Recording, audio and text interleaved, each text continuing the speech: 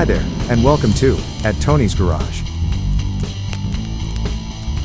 In this clip, I would like to present the Konrad KM-011, a sports prototype built for Group C racing that was part of a brief partnership between Konrad Motorsport and Lamborghini.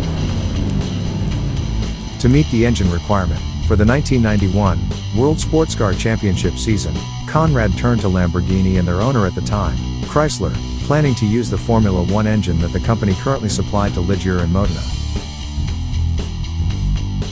For the 1991 season, Konrad initially ran their 962, scoring a handful of points in the first 4 races of the season.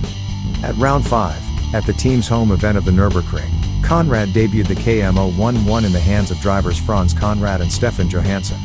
Unfortunately, the car failed to qualify for the event and Konrad instead turned to his older 962, taking a point-scoring finish.